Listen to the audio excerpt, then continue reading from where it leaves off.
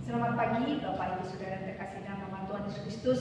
Kita mengucap syukur karena hari ini kita masih diperkenankan Tuhan untuk beribadah meskipun di rumah masing-masing, tetapi kita tetap bersuka cita oleh karena Tuhan yang menyatukan kita. Kita akan bersama-sama siapkan hati dan pikiran kita untuk menyembah Tuhan. Kita akan menghadap Dia dengan sepenuh hati kita.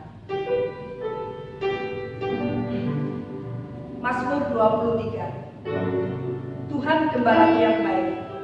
Mazmur Daud. Tuhan adalah gembalaku, takkan kekurangan aku. Ia membaringkan aku di padang yang berumput hijau. Ia mengirim aku ke air yang tenang. Ia menyegarkan jiwaku. Ia menuntun aku di jalan yang benar oleh karena namanya. Sekalipun aku berjalan dalam lembah kekelaman, aku tidak takut bahaya, sebab Engkau besertaku. Gadamu dan tongkatmu, itulah yang menghibur aku. Engkau menyediakan hidangan bagiku di hadapan lawanku. Engkau mengurapi kepalaku dengan minyak, biarlah penuh melimpah. Kebajikan dan kemurahan belaka akan mengikuti aku seumur hidupku, dan aku akan diam dalam rumah Tuhan sepanjang masa. Mari kita nyatakan ucapan syukur kita kepada Tuhan kita, karena Dia sungguh baik dan teramat baik di dalam kehidupan kita.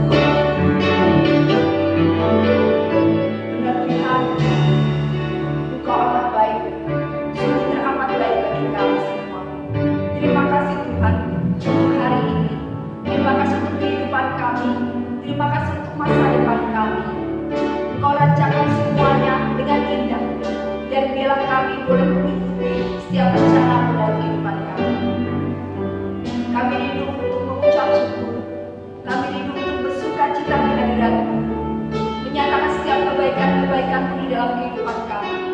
Setiap orang biarlah mereka tahu melalui perkataan kami, melalui perbuatan kami akan besar kasih-Mu dalam hidup kami. Terima kasih Tuhan. Saat ini kami menyembah Engkau, kami mau memuji Engkau, kami menyatakan kebaikan-Mu dalam kehidupan kami. Terima kasih Tuhan, terima kasih. Kau sungguh baik dan amat baik di dalam kehidupan kami.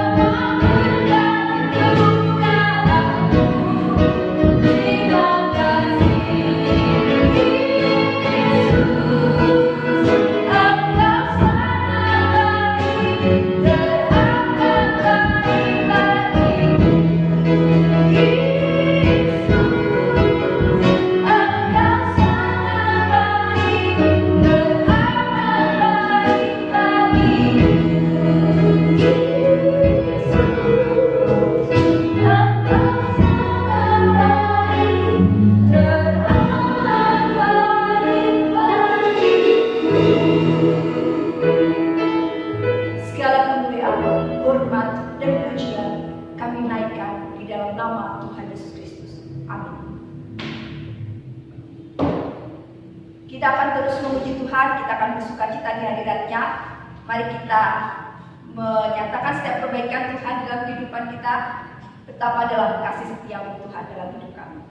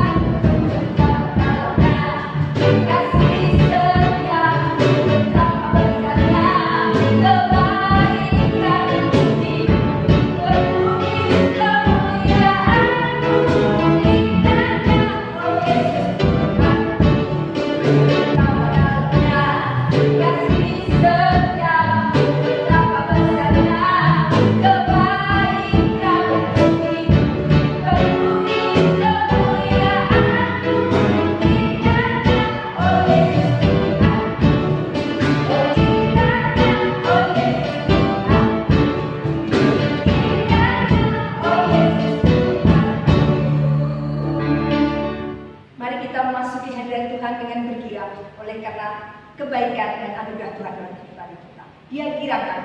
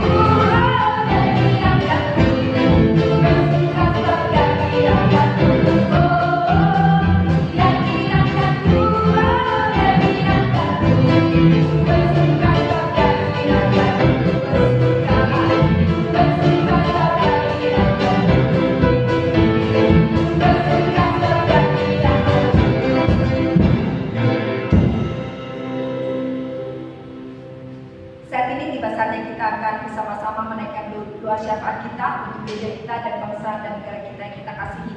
Kita akan persiapkan hati kita dengan mengangkat satu pujian, adakanlah waktu.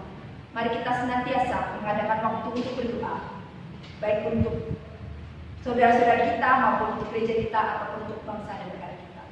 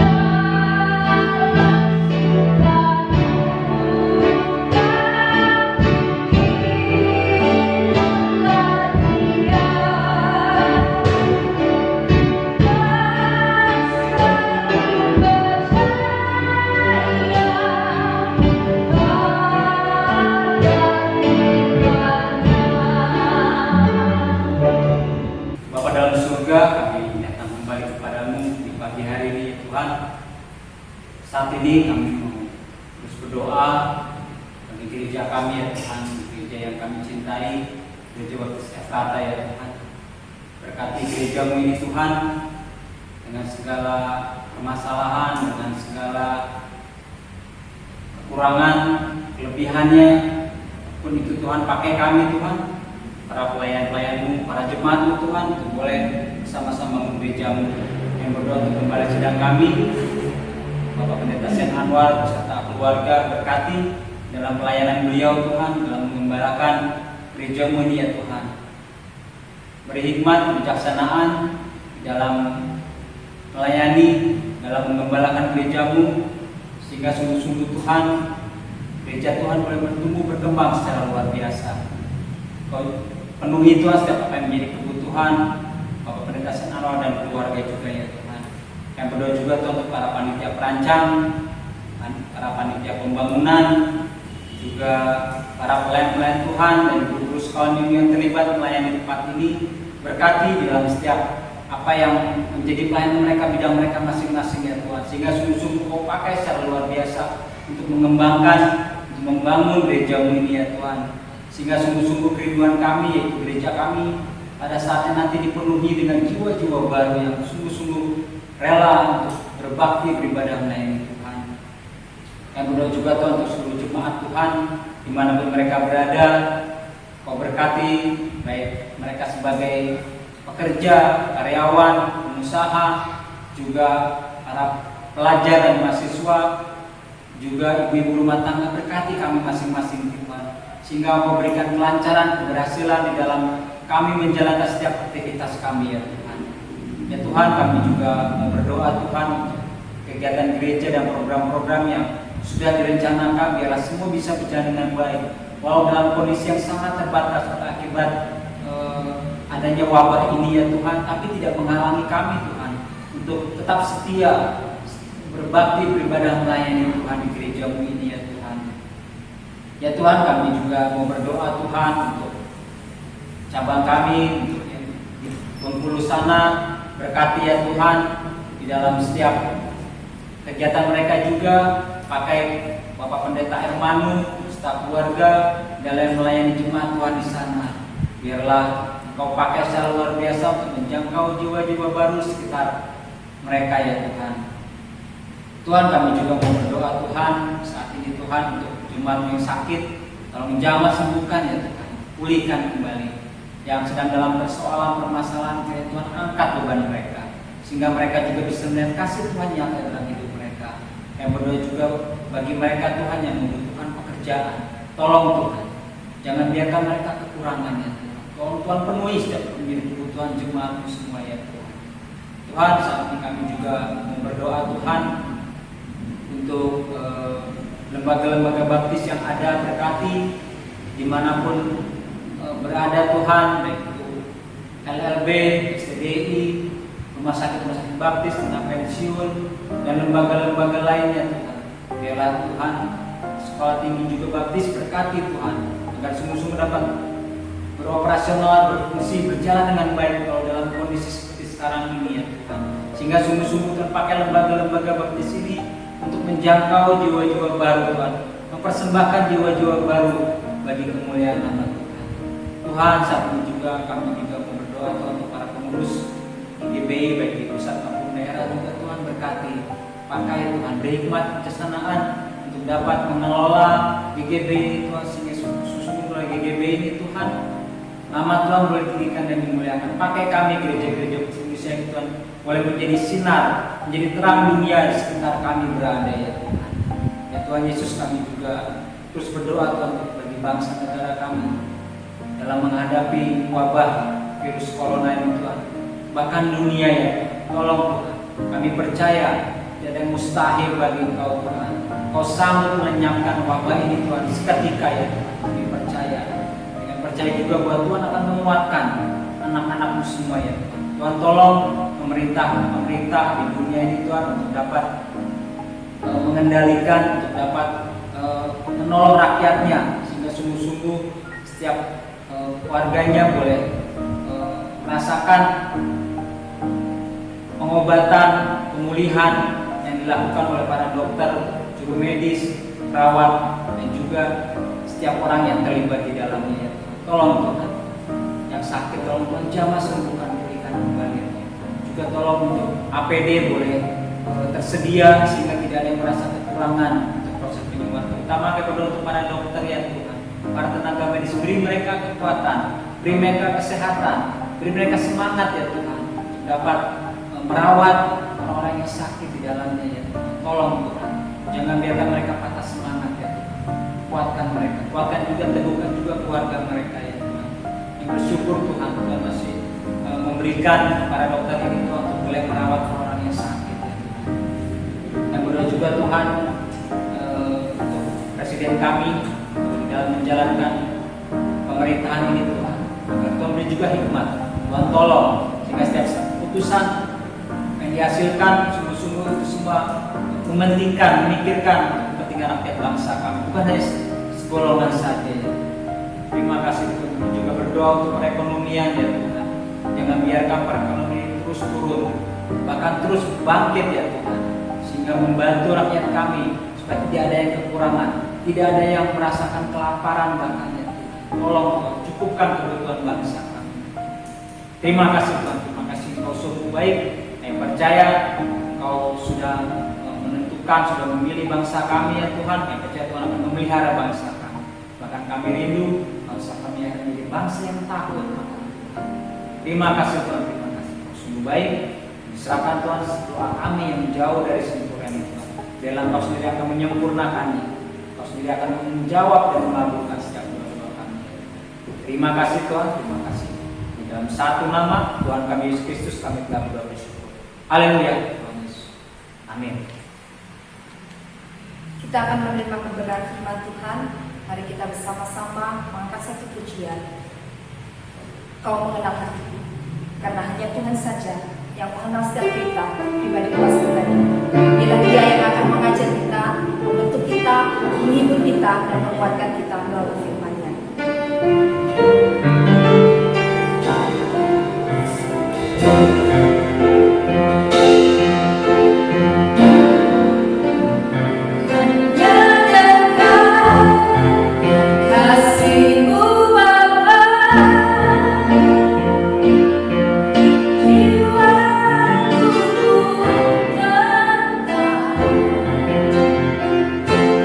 Engkau menerima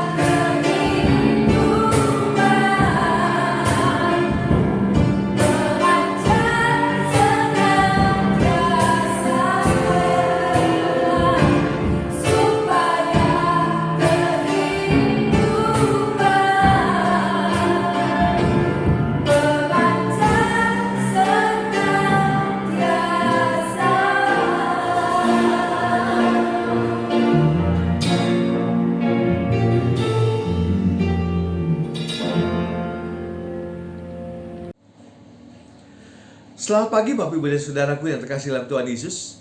Kita bersyukur buat pagi ini kalau kita boleh kembali bersama-sama untuk memuji dan memuliakan nama Tuhan di dalam ibadah online kita pagi ini. Kita percaya sekalipun kita masih beribadah secara online, tetapi kasih Tuhan Yesus senantiasa melingkupi kehidupan kita dan mengikat kita di dalam satu kasih yang sempurna di dalam Tuhan Yesus Kristus yang menjadi juru selamat. Pagi ini saya mengambil bagian firman Tuhan dari Lukas pasal 16 ayat 1 sampai dengan ayat yang ke-9. Saya akan membacakan buat Bapak Ibu dan Saudara sekalian. Firman Tuhan berbunyi demikian. Dan Yesus berkata kepada murid-muridnya, ada seorang kaya yang mempunyai seorang bendahara. Kepadanya disampaikan tuduhan bahwa bendahara itu menghamburkan miliknya. Lalu ia memanggil bendahara itu dan berkata kepadanya, apakah yang kudengar tentang engkau? Berilah pertanggungan jawab atas urusanmu, sebab engkau tidak boleh lagi bekerja sebagai bendahara. Kata bendahara itu di dalam hatinya, apakah yang harus aku perbuat? Tuanku memecat aku dari jabatanku sebagai bendahara. Mencangkul aku tidak dapat, mengemis aku malu. Aku tahu apa yang akan aku perbuat, supaya apabila aku dipecat dari jabatanku sebagai bendahara, ada orang yang akan menampung aku di rumah mereka. Lalu ia memanggil seorang demi seorang yang berhutang kepadanya. Katanya kepada yang pertama, berapakah hutangmu kepada tuanku? Jawab orang itu, 100 tempayan minyak. Lalu katanya kepada orang itu, inilah surat hutangmu. Duduklah dan buat surat hutang lain sekarang juga 50 tempayan. Kemudian ia berkata kepada yang kedua, dan berapakah hutangmu? Jawab orang itu, 100 pikul gandum. Katanya kepada orang itu, inilah surat hutangmu. Buatlah surat hutang lain, 80 pikul. Lalu tuan itu memuji bendahara yang tidak jujur itu, karena ia telah bertindak dengan cerdik. Sebab anak-anak dunia ini lebih cerdik terhadap sesamanya daripada anak-anak terang. Dan aku berkata kepadamu, ikatlah persahabatan dengan mempergunakan mamon yang tidak jujur, supaya jika mamon itu tidak dapat menolong lagi, kamu diterima di dalam kemah abadi. Demikianlah pembacaan firman Tuhan pagi ini, dan mari kita akan berdoa. Bapa kami di dalam surga, terima kasih buat pagi ini Tuhan. Biarlah Engkau berbicara kepada kami melalui firman-Mu, sehingga kami mengerti setiap rencana Tuhan di dalam kehidupan kami. Dan kami percaya firman Tuhan yang menjadi kekuatan buat kami, yang menegur kami, yang mengingatkan kami, yang menguatkan kami di dalam situasi apapun. Terima kasih Bapa buat pagi ini, kami siap mendengar firman Tuhan. Di dalam nama Tuhan Yesus kami berdoa. Haleluya. Amin. Bapak, Ibu, dan Saudaraku yang terkasih dalam Tuhan Yesus, bagaimana kita berbicara tentang kecerdikan?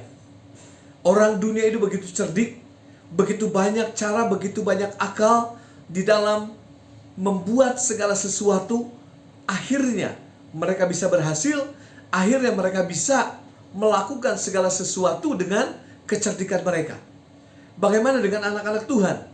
Apakah sungguh kita juga mempergunakan kesempatan ini untuk kita mempergunakan kecerdikan kita?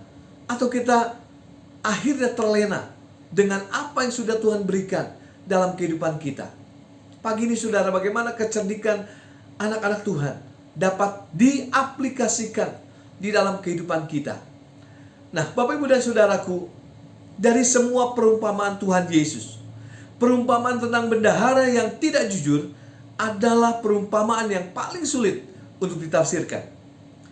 Apakah Yesus memuji seorang koruptor? Seorang hamba yang menggelapkan uang majikannya? Ya, tetapi pujiannya itu bukan untuk karakter hamba tersebut, melainkan untuk kecerdikannya. Kecerdikan dari hamba itu. Kisah ini adalah sebuah perumpamaan, bukan suatu alegori. Sebuah alegori itu bersifat khas dan keserupaannya dapat ditelusuri.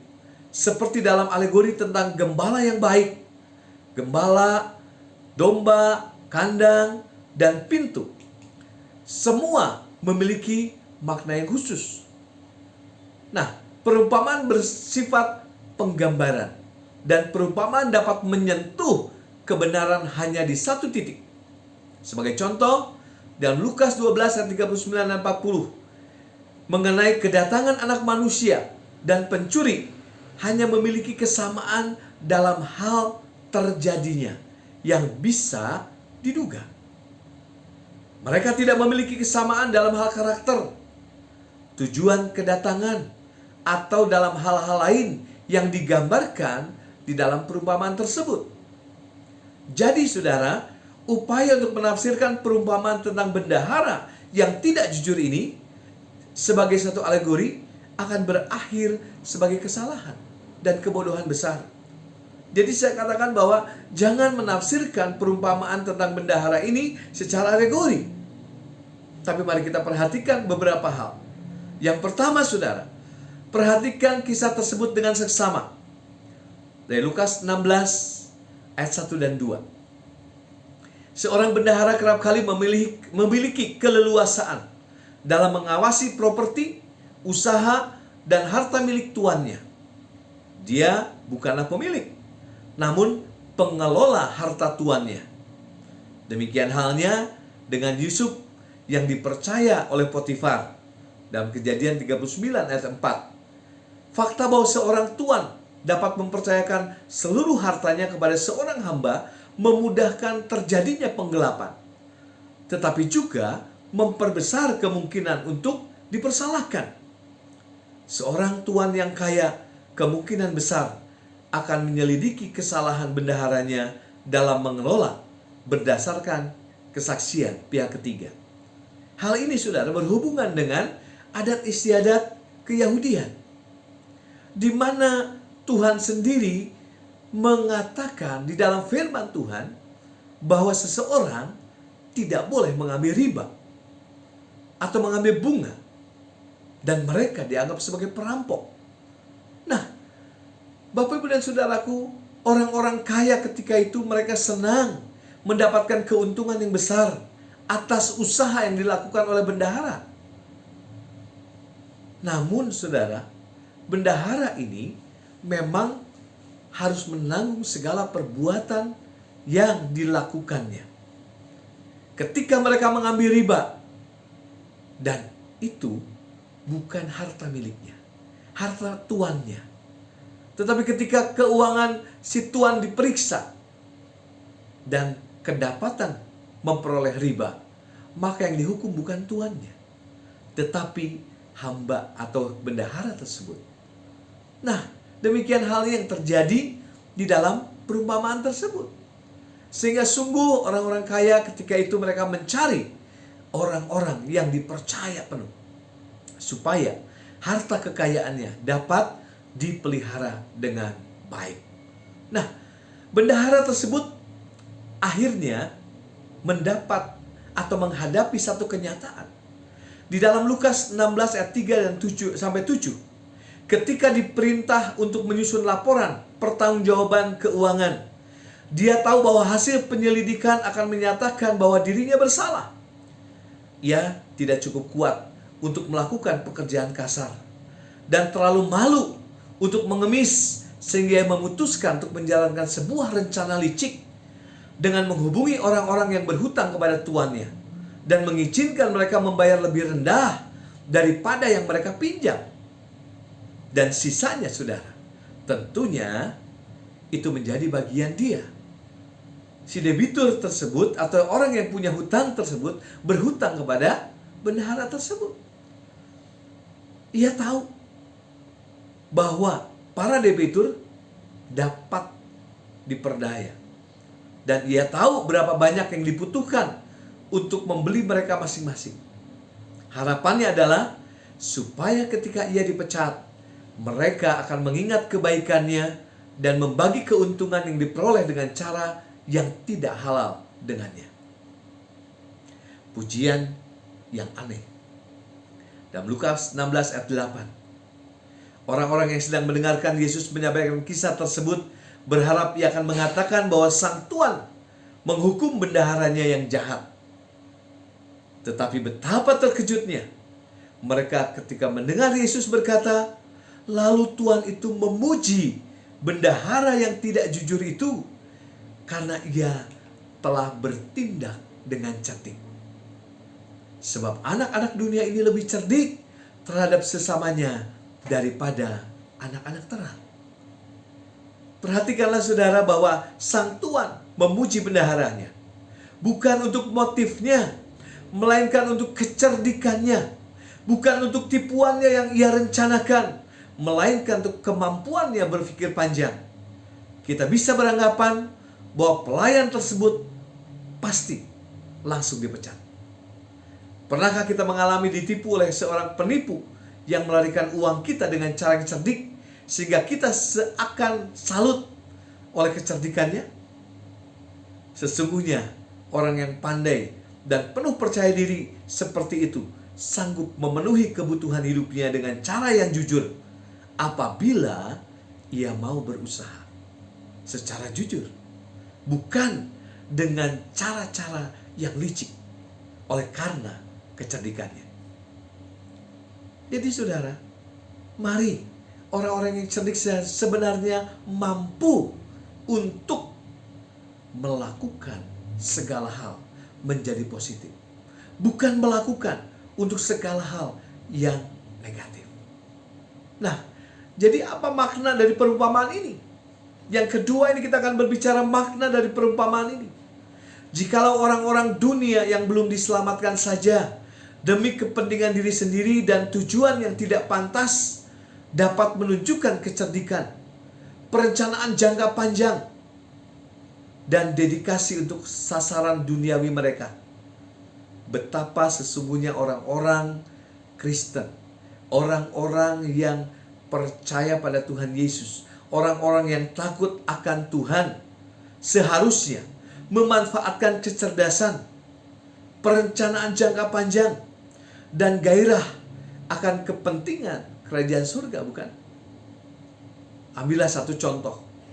Olahragawan atau musisi hebat yang terkenal akan penampilan mereka di bidang sekuler. Mereka wajib mencurahkan seluruh waktu dan tenaga mereka bagi pekerjaan mereka supaya memperoleh keahlian tersebut. Mereka berlatih, mereka memberikan waktunya untuk berfokus pada bidang yang mereka tekuni. Bagaimana dengan anak-anak Tuhan? Apakah kita sebagai anak-anak Tuhan memfokuskan diri kita kepada pekerjaan pelayanan di gereja?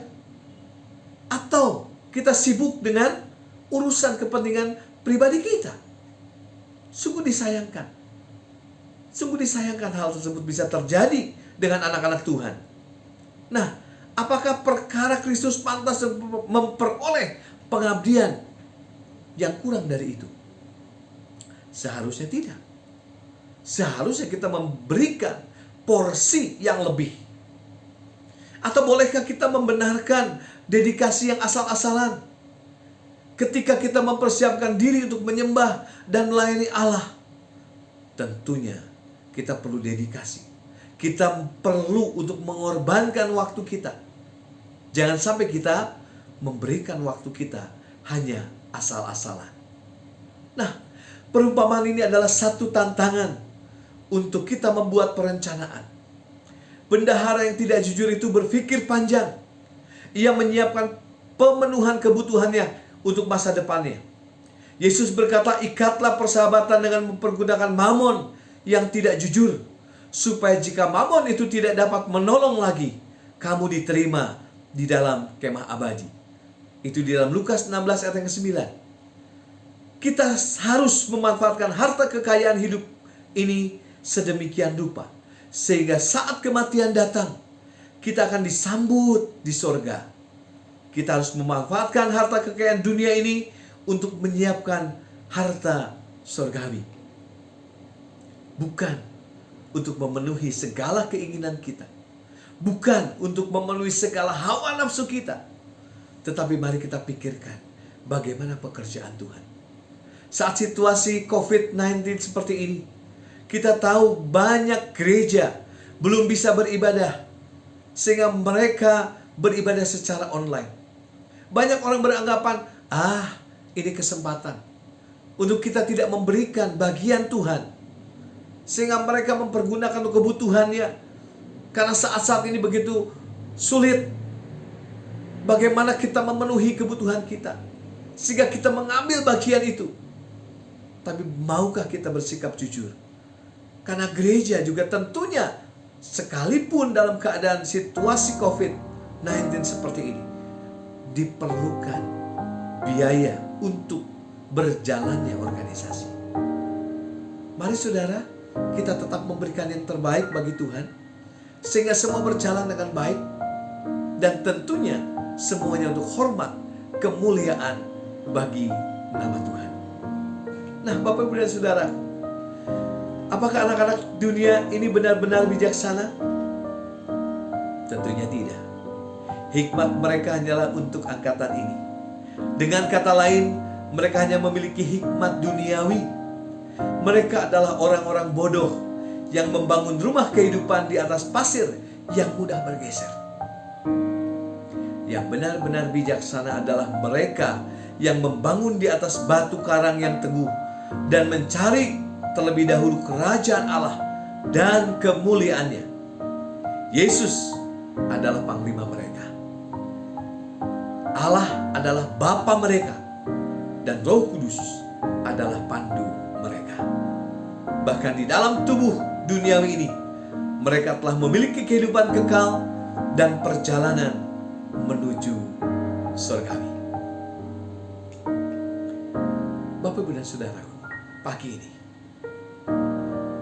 sudahkah kita menjadi anak-anak terang, anak-anak Tuhan yang cerdik dalam mengelola keuangan kita, dalam mengelola segala hal yang sudah Tuhan percayakan di dalam kehidupan kita?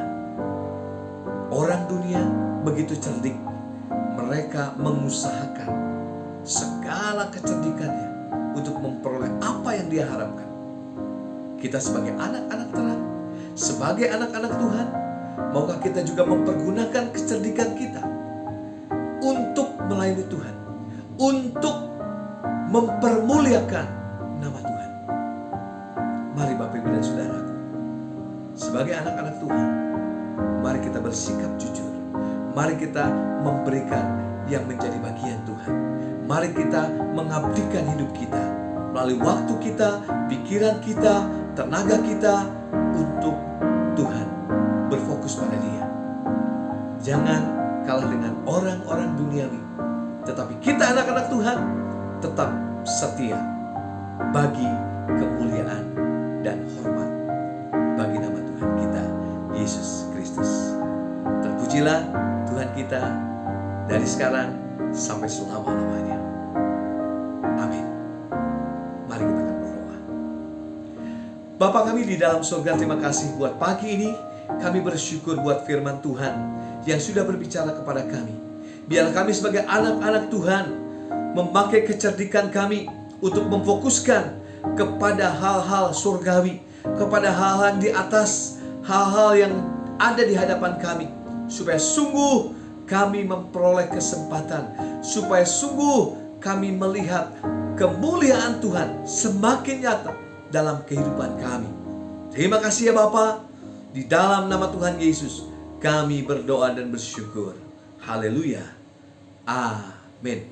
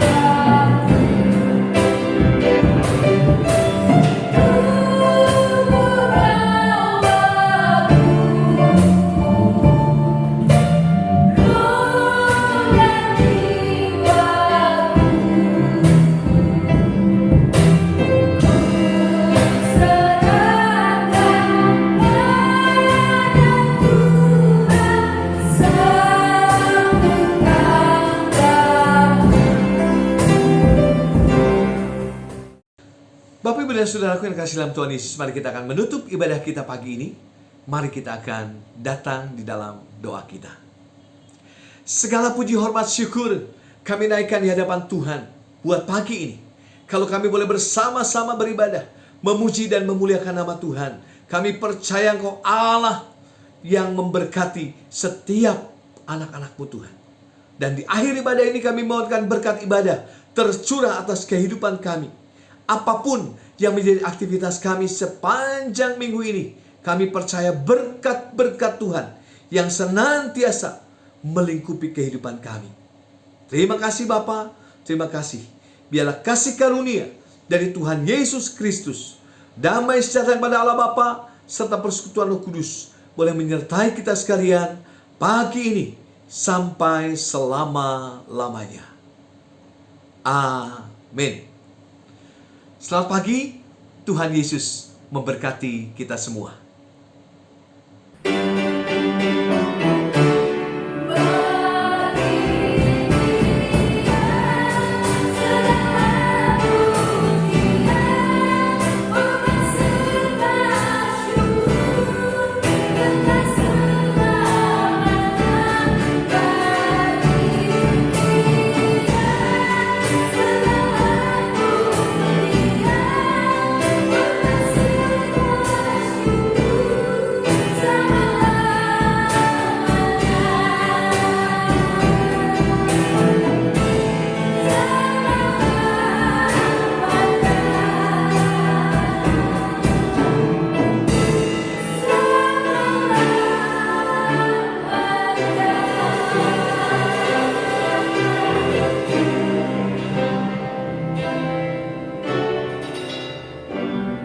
Selamat hari Minggu, Tuhan Yesus memberkati.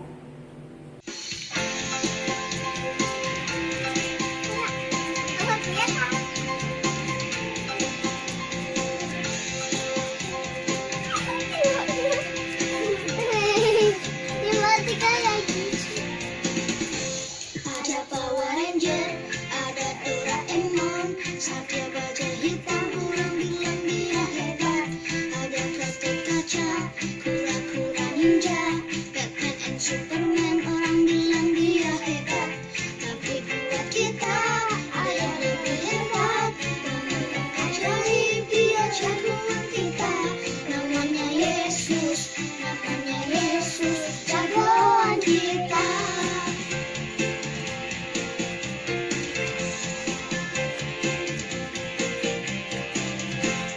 Ada Power Ranger, ada Doraemon, Satria Baja Hitam, orang bilang dia hebat. Ada kartu kaca, kura-kura ninja, Batman and Superman, orang bilang dia hebat.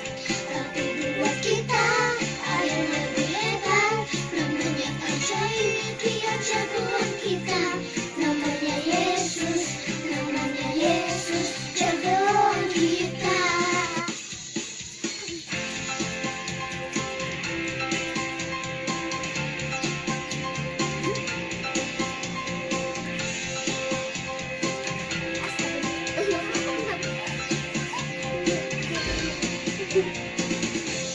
Ada Power Ranger, ada Doraemon, Satria Baja Hitam, orang bilang dia hebat. Ada plastik kaca, kura-kura ninja, Batman and Superman, orang bilang dia hebat. Tapi buat kita, ada yang lebih hebat. Namanya ajaib, dia jagoan kita. Namanya Yesus,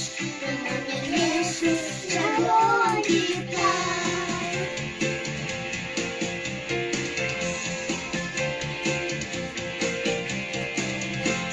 Ada Power Ranger, ada Doraemon, Satria Baja Hitam, orang bilang dia hebat. Ada kartu kaca, kura-kura ninja, Batman and Superman, orang bilang dia hebat. Tapi buat kita, ada yang lebih hebat. Namanya ajaib, dia jagoan kita. Namanya Yesus, jagoan kita. Yesus, jagoan kita. Yesus, jagoan kita.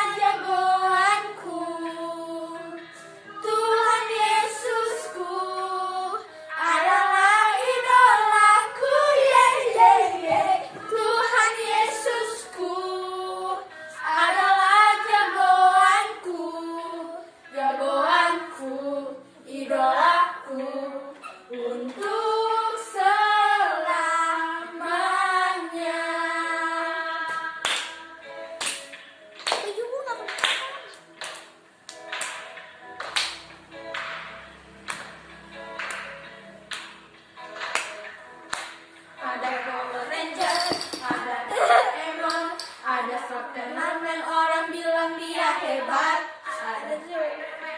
Ada Superman, ada kakak Batman, orang bilang dia hebat. Tapi buat kita ada yang lebih hebat. Namanya ajaib, dia jagoan kita. Namanya Yesus, jagoan kita. Yesusku adalah jagoanku.